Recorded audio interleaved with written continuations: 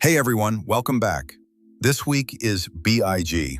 We've got major bank earnings, key economic data dropping on Wednesday and Thursday, plus gold, oil, and crypto all at critical turning points right now. Let's break it all down, stocks, crypto, and commodities, so you know exactly what to watch this week. Let's start with stocks, because Wednesday and Thursday are packed with market-moving events. On Wednesday, we get the Empire State Manufacturing Index and import-export price data in the morning.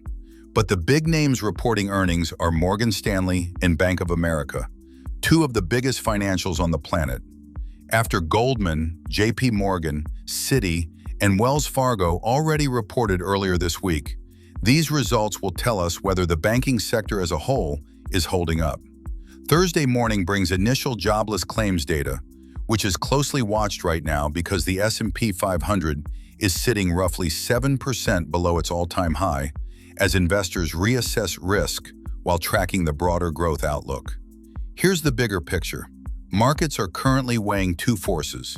On one side, persistently higher energy and shipping costs squeezing profit margins.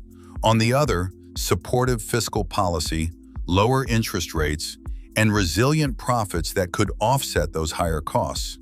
Inflation is still too high to achieve the Fed's 2% target anytime soon, which is dimming hopes for rate cuts in 2026. That matters because rate cut hopes are one of the main things that has been fueling risk appetite this year.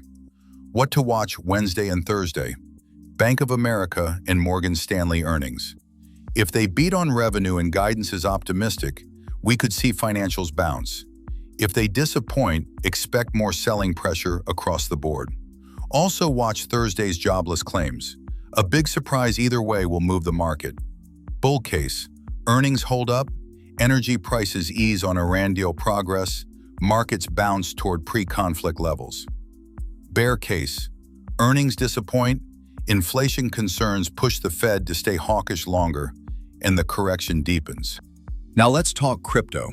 Bitcoin is currently trading around the levels it opened at last Friday, with Ethereum sitting just above $2,200. Both have been moving slightly with macro sentiment heading into this week's economic data. Here's what's driving crypto right now. Spot Bitcoin and Ethereum ETFs approved in 2024 have institutionalized crypto exposure, contributing to deeper liquidity and mainstream participation. That means crypto is now more connected to macro events than ever before. When stocks sell off on bad economic data, crypto tends to follow. Bitcoin pulled back after surging to an all-time high of $122,000 and has since retraced to around $68,000, triggering a cooldown across the broader market. This appears corrective rather than structural, as institutional positioning remains intact. Grayscale expects bipartisan crypto market structure legislation to become U.S. law in 2026, which would bring deeper integration between public blockchains and traditional finance. That's a huge long-term tailwind. For Ethereum specifically, Coinbase's institutional research highlights Ethereum's Fusaka hard fork as a major platform upgrade to watch in 2026, which could re-energize the ETH thesis. What to watch Wednesday and Thursday? CPI reaction spillover and macro data. If Thursday's jobless claims come in hot, expect risk-off pressure across crypto too. Also keep an eye on whether Iran's ceasefire talks progress. Peace deal news would take pressure off inflation and could trigger a crypto risk-on bounce. Bull case for the week. Macro data calms inflation fears. Bitcoin holds $68,000 support. ETH reclaims $2,300. Bear case. Bad jobless claims data spooks markets. Bitcoin slips towards $62,000, $64,000. And now, commodities. And this is the most dramatic market right now, driven entirely by one word: Iran.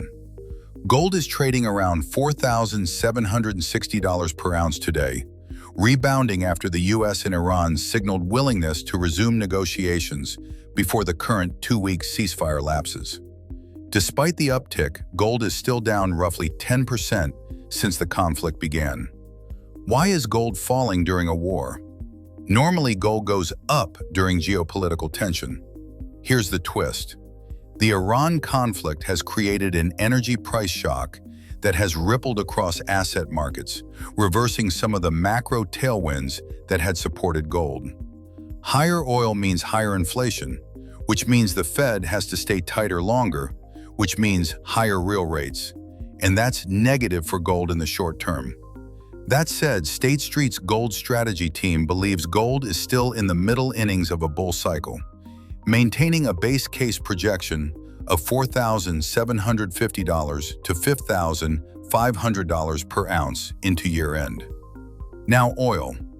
WTI crude is currently trading around $92, $93 per barrel, and the story is completely about the Strait of Hormuz.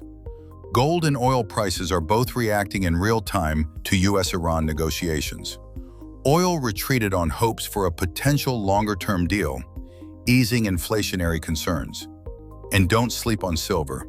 Silver has seen near 120% gains since 2025 after entering price discovery territory with structural supply deficits and accelerating industrial demand supporting targets beyond $65 per ounce. What to watch Wednesday and Thursday? Iran ceasefire talks. This is the single biggest variable for both gold and oil this week. If talks progress, oil pulls back and gold could find a floor.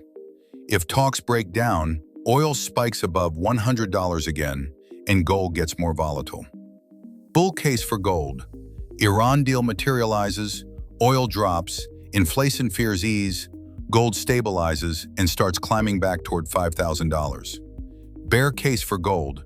Talks fail, oil spikes, Fed signals no rate cuts, gold tests $4,400 to $4,500 support.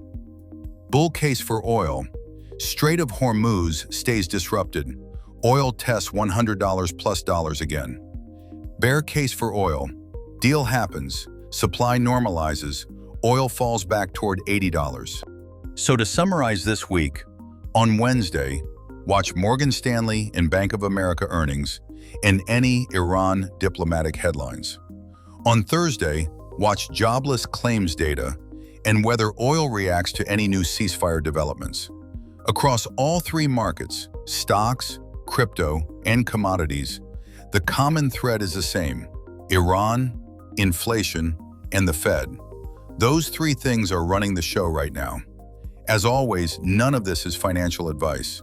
Do your own research, manage your risk, and never invest more than you can afford to lose.